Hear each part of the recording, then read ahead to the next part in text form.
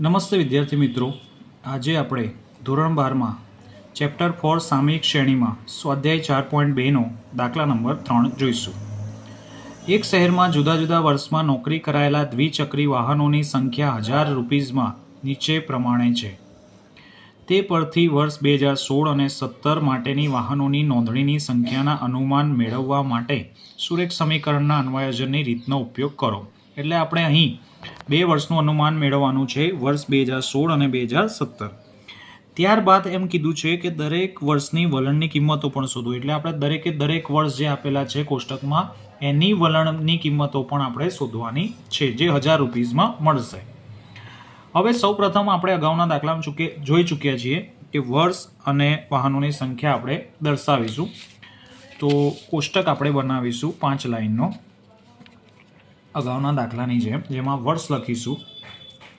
સૌપ્રથમ વર્ષ 2010, 11, 12, 13, 14 અને 15. ત્યારબાદ આપણે જે વાહનોની સંખ્યા છે એને વાય તરીકે દર્શાવીશું, પરંતુ અહીં વર્ષ આપેલા છે એને સૌપ્રથમ આપણે ટી તરીકે દર્શાવતા હતા. તો 1, 2, 3, 4, 5 અને 6 વર્ષ, એટલે કે આપણને 6 વર્ષની માહિતી આપેલ છે. ત્યારબાદ આપણે વાહનોની સંખ્યા જે રકમમાં આપેલ છે એને વાય તરીકે દર્શાવીશું. 2010ના વર્ષમાં 69, ત્યારબાદ 75, 75, 82, 91, 101 અને ત્યારબાદ છે 115. હવે આપણે સૌપ્રથમ ફર્સ્ટ સ્ટેપ કરીશું ટી બાર અને વાય બાર. એટલે કે step 1, T bar is equal to sigma T upon N અને Y bar is equal to sigma Y upon N. Sigma T એટલે ટીનો સરવાળો અને વાય એટલે વાયનો સરવાળો. તો ટીનો આપણે સરવાળો કરીશું તો એ મળશે સિગ્મા ટી બરાબર 21 અને વાયનો આપણે સરવાળો કરીશું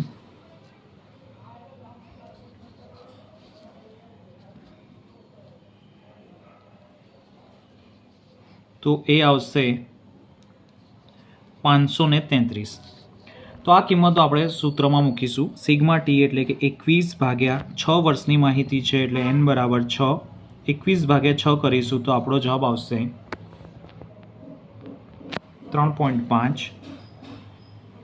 ત્યારબાદ સિગ્મા વાય અપોન એન એટલે કે 533 ભાગ્યા 6 કરીશું તો આપણો જવાબ આવશે 88.83. હવે આપણે સ્ટેપ 2 એટલે કે બી શોધીશું.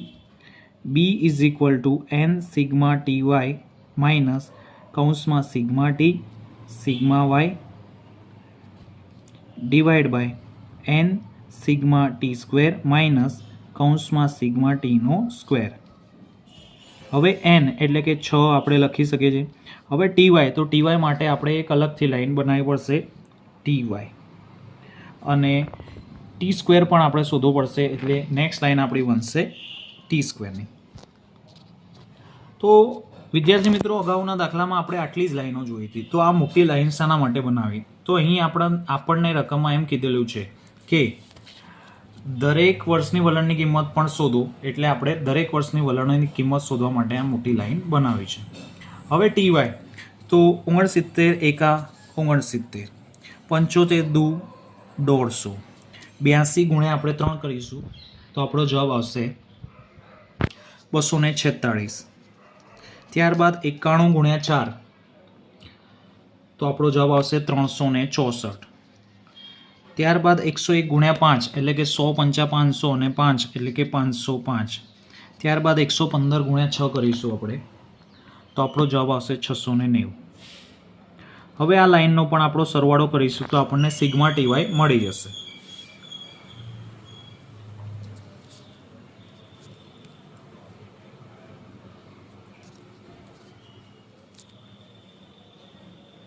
તો આપણો જવાબ આવશે 2024.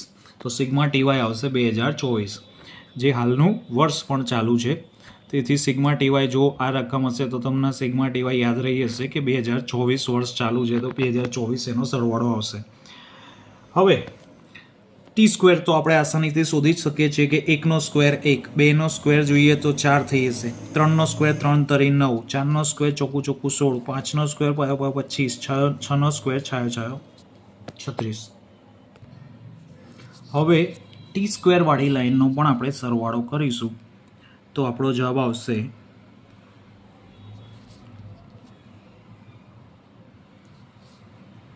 સિગ્મા ટી સ્ક્વેર આવશે 91. હવે આ કિંમતો આપણે બીના સૂત્રમાં મૂકીશું.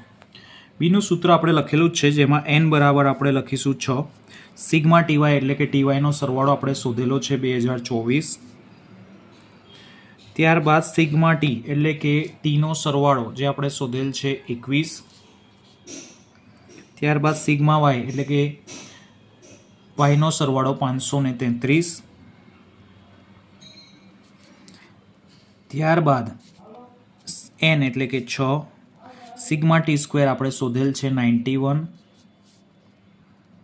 અને સિગ્મા ટીનો સ્ક્વેર એટલે કે ટી વાળી લાઈન સિગ્મા ટી છે 21 અને એના કૌંસમાં લખ્યા પછી એનો સ્ક્વેર. હવે 2024 ગુણ્યા આપણે 6 કરીશું તો આપણો જવાબ આવશે 121.44 માઇનસ 21 ગુણ્યા 533 કરીશું તો એનો જવાબ આવશે 111.93. ત્યારબાદ 91 ગુણ્યા 6 કરીશું તો આપણો જવાબ આવશે 546. ત્યારબાદ 21નો વર્ગ આપણને ખબર જ છે કે 441 થશે અથવા કેલ્ક્યુલેટરમાં આપણે કરી શકીએ છીએ કે 21 ગુણ્યા 21 તો 441 થશે. હવે આપણે બાદબાકી કરીશું. 121.44 માંથી 111.93 બાદ કરીશું તો આપણો જવાબ આવશે 951. ત્યારબાદ 546 માંથી 441 બાદ કરીશું તો આપણો જવાબ આવશે 105. હવે 951 ભાગ્યા 105 કરીશું તો આપણો જવાબ આવશે 9.06. તો આ રીતે આપણને બી મળી જશે. બી શોધ્યા પછી આપણે સ્ટેપ એનું લઈશું કે એ બરાબર વાય બાર માઇનસ બી ટી બાર. એ બરાબર વાય બાર માઇનસ બી ટી બાર. હવે વાય બારની કિંમત આપણે અગાઉ શોધેલી છે કે 88.83 88.83 માઇનસ બી આપણે હમણાં શોધ્યો 9.06 અને ટી બાર આપણે શોધેલો છે 3.5 તો એ કૌંસમાં લખીશું 3.5. ત્યારબાદ 9.06 ગુણ્યા 3.5 કરીશું તો આપણો જવાબ આવશે 31.71. હવે 88.83 માંથી 31.71 આપણે બાદ કરીશું તો આપણો જવાબ આવશે 57.12.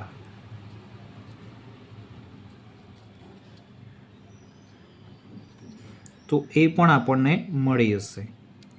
હવે આપણે વાય કેપ શોધીશું તો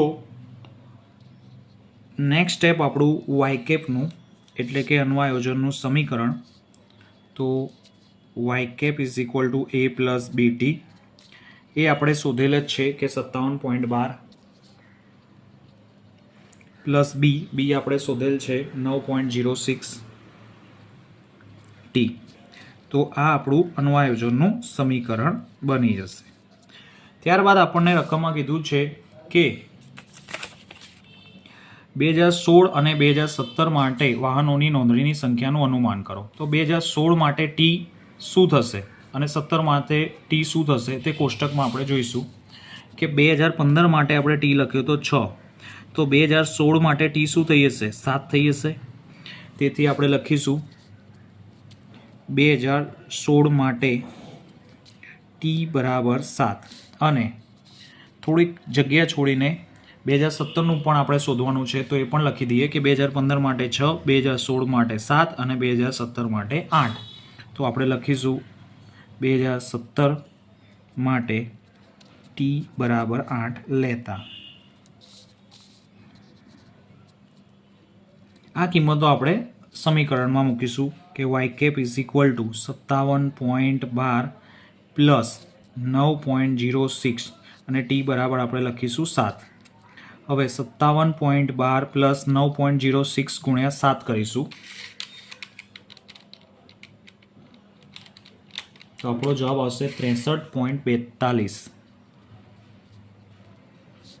ત્યારબાદ આ બંને રકમનો સરવાળો કરીશું 57.12 વત્તા 63.42 તો આપણો જવાબ આવશે 120.54 અને આપણો એકમ હતો કોષ્ટકમાં આપણે જોઈ શકીએ છીએ રકમમાં કે વાહનોની સંખ્યાનો એકમ હતો હજારમાં, તો આપણો જવાબ આવશે હજારમાં. ત્યારબાદ 2017 માટે Y cap is equal to 57.12 વત્તા 9.06 અને ટીની જગ્યાએ આપણે લખીશું 8. 57.12 વત્તા 9.06 ગુણ્યા 8 કરીશું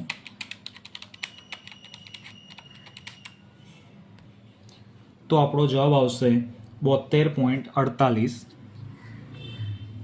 તો આપણે લખીશું 57.12 વત્તા 72.48. આ લાઈન ભૂલથી મેં 2 વખત લખી દીધી છે, તો આ થોડુંક ધ્યાન આપજો. હવે આ બંનેનો આપણે સરવાળો કરીશું કે 57.12 વત્તા 72.48 તો આપણો જવાબ આવશે 129.6 અને આ પણ આવશે હજારમાં.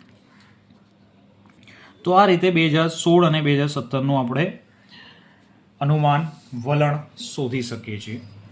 ત્યારબાદ આપણને એમ કહ્યું છે કે દરેકે દરેક રકમમાં આપણે જોઈ શકીએ છીએ કે દરેક વર્ષની વલણની કિંમતો પણ શોધો.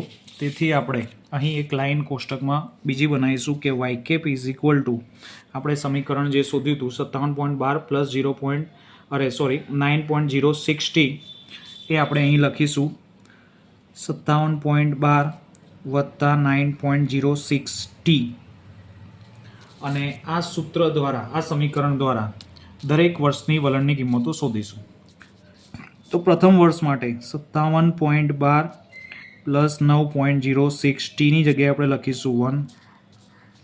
ત્યારબાદ 57.12 પ્લસ 9.06 2, 57.12 પ્લસ 9.06 3, 57.12 પ્લસ 9.06 4, 57.12 પ્લસ 9.06 5 અને 57.12 પ્લસ 9.06 6.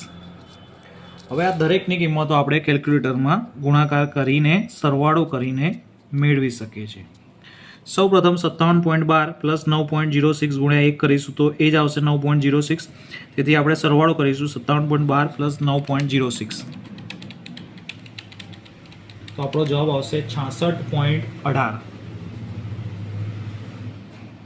ત્યારબાદ 57.12 ગુણ્યા 9.06 તો સૌપ્રથમ આપણે 9.06 ગુણ્યા 2 કરીશું અને પછી આમાં એડ કરી દઈશું. તો 9.06 ગુણ્યા 2 પ્લસ 57.12 તો આપણો જવાબ આવશે 75.24. ત્યારબાદ અહીંથી કરીશું આપણે 9.06 ગુણ્યા 3 પ્લસ 57.12, 9.06 ગુણ્યા 4 પ્લસ 57.12 એ રીતના આપણે કરીશું. 9.06 ગુણ્યા 3 પ્લસ 57.12 તો આપણો જવાબ આવશે 84.3. ત્યારબાદ 9.06 ગુણ્યા 4 પ્લસ 57.12 તો આપણો જવાબ આવશે 93.36.